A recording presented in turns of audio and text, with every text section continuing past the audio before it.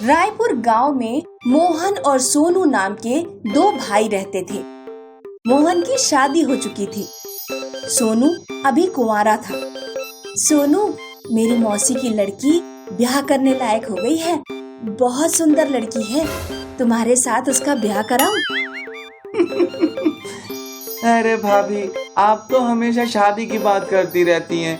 हो जाएगी शादी वादी, जल्दी क्या है। उम्र निकल जाएगी, फिर हमसे मत कहना। मेरे स्मार्ट भाई को स्मार्ट बहू ही चाहिए। चलो सोनू, खेत पर जाने का समय हो गया है। मोहन और सोनू अंगूर की खेती किया करते थे। दोनों बड़ी मेहनत से खेत जोतते, खेत में पानी लगाते और फिर बीज बोते। 3-4 महीने इस तरह मेहनत करने के बाद खेत में अंगूर की फसल आ जाती। मोहन की पत्नी खेत पर खाना लेकर पहुंचती है। भाभी, मेहनत करने के बाद आपके हाथ का स्वादिष्ट खाना खाकर मजा ही आ जाता है। मेरी चचेरी बहन की ननद ब्याह लायक हो गई है, शादी करो उससे तो बताओ। लगता है आप मेरा ब्याह कराए बिना नहीं मानेंगी, लेकिन आपको लड़की ढूंढने की जरूरत नहीं। मैंने लड़की ढूंढ ली है, पढ़ी लिखी लड़की है। सोनू अपनी पसंद की लड़की से शादी कर लेता है। एक दिन मोहन अंगूरों को इकट्ठा करके मंडी में ले जाता है और अंगूर बेचकर पैसे घर ले आता है। अरे सोनू, इस बार अंगूर का बहुत बढ़िया भाव मिला है। पूरे 80,000 के बिके हैं। ये ले 40,000। सोनू पैसे ले जाकर अपनी पत्नी को दे देता है। लो नीरज, पैसे तिजोरी में रख दो। कितने रुपए दिए हैं तुम्हारे भैया ने, पहले गिन तो लो। ये कैसी बातें कर रही हो नीरज? 40,000 है, भैया ने दिए हैं, तो गिनने की क्या जरूरत? जरूरत है, तुम नहीं गिनोगे तो मैं गिनूंगी। और 40,000 ही क्यों दिए हैं? तुम्हें उनके साथ मंडी जाना चाहिए था। 1 लाख से कम में अंगूर नहीं बिके होंगे। 60,000 उन्होंने खुद रख लिए होंगे और 40,000 तुम्हें पकड़ा दिए। ऐसा नहीं है नीरज, भैया बहुत ईमानदार हैं। ईमानदार नहीं है, बल्कि तुम्हारे सीधेपन का फायदा उठाते हैं। सोनू की पत्नी मोहन के खिलाफ सोनू को भड़का देती है। सोनू अपनी पत्नी की बातों में आ जाता है। वो गुस्से में मोहन के पास जाता है। भैया, मुझे हिसाब चाहिए, और आज से आधा खेत आपका और आधा खेत मेरा। दोनों अलग अलग खेती करेंगे और अलग अलग ही रहेंगे। अगले सीजन में मोहन अपनी खेती अलग करता है और सोनू अलग। मोहन बैलगाड़ी से खेत जोतता है, सोनू ट्रैक्टर से जोतता है। मोहन कुएं से पानी निकालकर हाथों से सिंचाई करता है और सोनू पंप से सिंचाई करता है। मोहन प्राकृतिक खाद का इस्तेमाल करता है, सोनू रासायनिक खाद का इस्तेमाल करता है और अपने खेत में जमकर कीटनाशकों का प्रयोग करता है।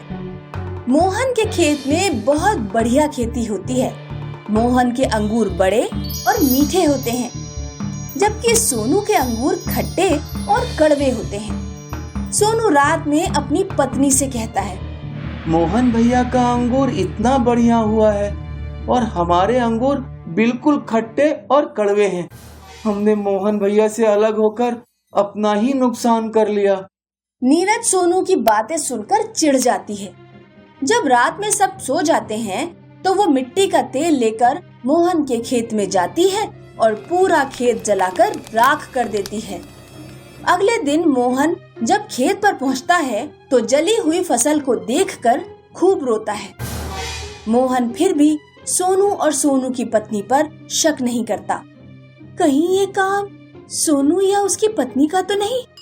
नहीं, सोनू मुझसे बहुत प्यार करता है। वो ना ऐसा करेगा और ना किसी को करने देगा। मोहन रोता हुआ सिद्ध बाबा के पास पहुंचता है। आओ मोहन, बड़े दिन बाद आए और रो क्यों रहे हो? बाबा, मेरी सारी फसल किसी ने जला दी। समझ नहीं आ रहा अब मैं अपने परिवार का पेट कैसे पालूंगा। चिंता मत करो पुत्र, जिसने हमें जन्म दिया है वो परमात्मा सबका ध्यान रखता है। तुम बिल्कुल निश्चिंत होकर घर जाओ। मोहन अपने घर लौटता है। वो देखता है कि छत से एक अंगूर की बेल लटक रही है। अंगूर की बेल कहाँ से आ रही है? मोहन उस बेल को पकड़कर नीचे खींचता है। वो और लंबी हो जाती है। मोहन बेल को नीचे खींचता जाता है, लेकिन बेल और लंबी होती चली जाती है, खत्म ही नहीं होती।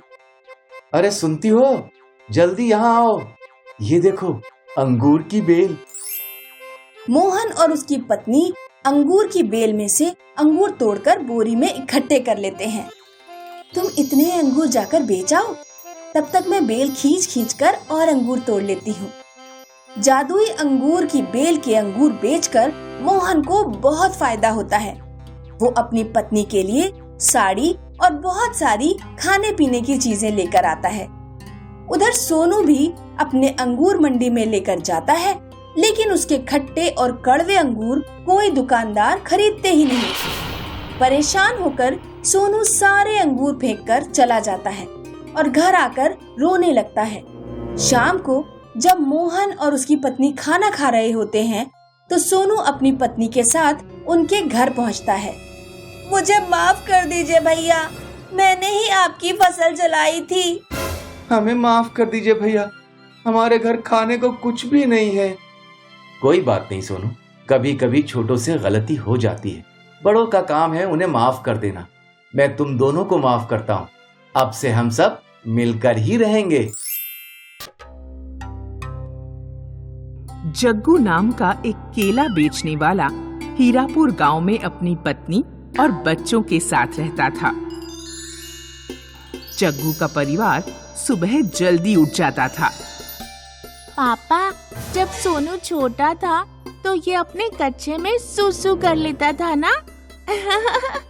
तभी मम्मी इसके डंडे पेलती थी। तू भी तो जब छोटी थी तो तेरी नाक बहती रहती थी, इसीलिए मम्मी तेरी नाक में चिमटा लगा दिया करती थी ताकि तेरी नाक बाहर ना आ जाए।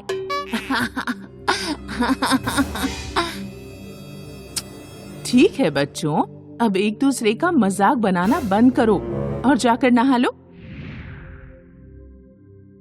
जग्गू सुबह सुबह मंडी जाकर केले खरीद लेता।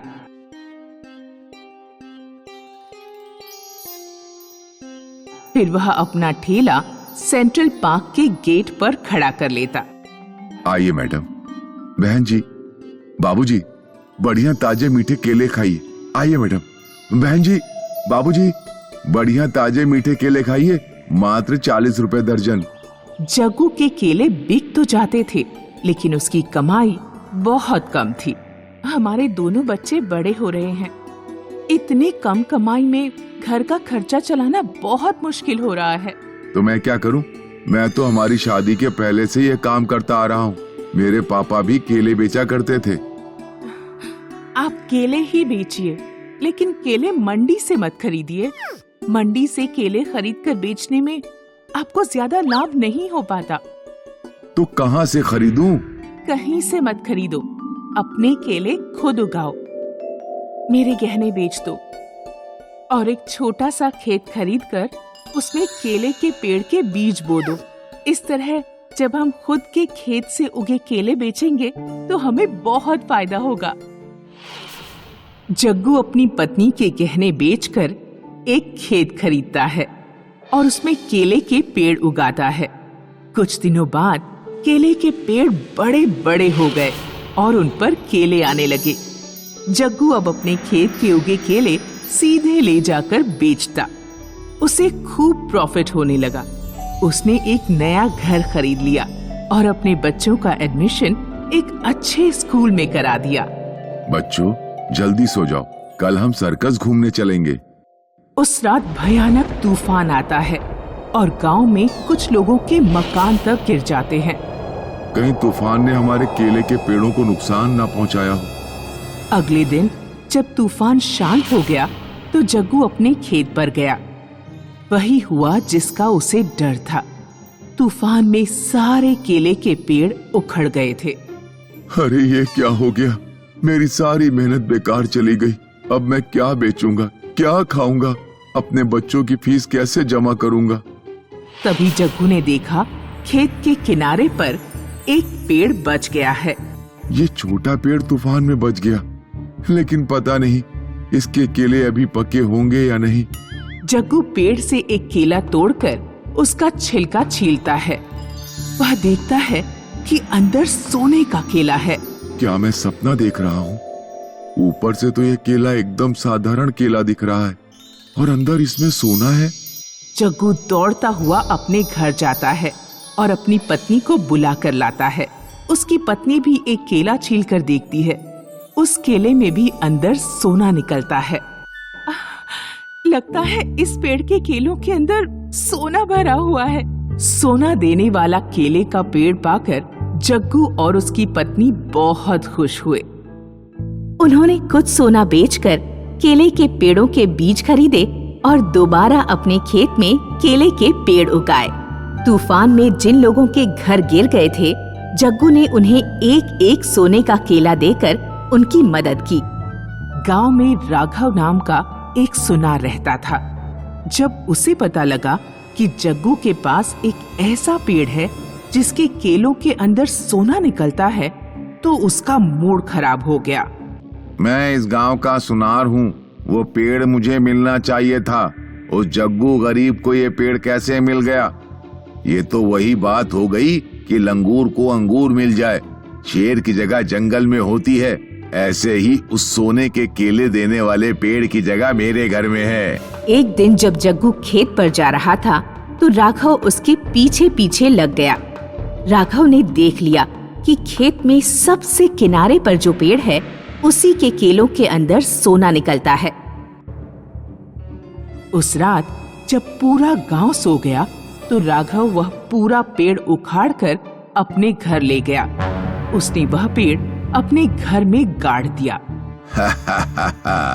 अब मैं इस दुनिया का सबसे अमीर आदमी बनूंगा। राघव पेड़ से एक केला तोड़कर उसका छिलका हटाता है, लेकिन केले के अंदर सोने की जगह साधारण केला निकलता है। ये कैसे हो सकता है? मैं तो बिल्कुल सही पेड़ उठाकर लाया हूँ। राघव दूसरा केला तोड़ता है और उसका छिलका हटाता है। उसमें भी सोना नहीं मिलता। ये कैसे हो सकता है? राघव एक एक करके पेड़ के सभी केलों के छिलके उतार कर फेंकता रहा, लेकिन उसे किसी भी केले में सोना नहीं मिला। राघव को बहुत क्रोध आ रहा था। सोना कहाँ है? जग्गू के खेत के सारे पेड़ ना उखाड़े तो मेरा नाम भी राघव पुनिया नहीं। राघव गुस्से में बिना देखे आगे बढ़ा। उसे ध्यान नहीं था कि उसने केले के छिलके जमीन पर फेंक रखे हैं। एक केले के छिलके पर उसका पैर पड़ जाता है और वह सिर के बल गिर पड़ता है। राघव का सिर फूट जाता है। अरे मर गया रे, कोई बचाओ! अरे मर गया रे, कोई बचाओ! दोस्तों, इस कहानी से हम सीखते हैं कि दूसरों का बुरा करने के चक्कर में लोग अपने साथ ही बुरा कर बैठते हैं।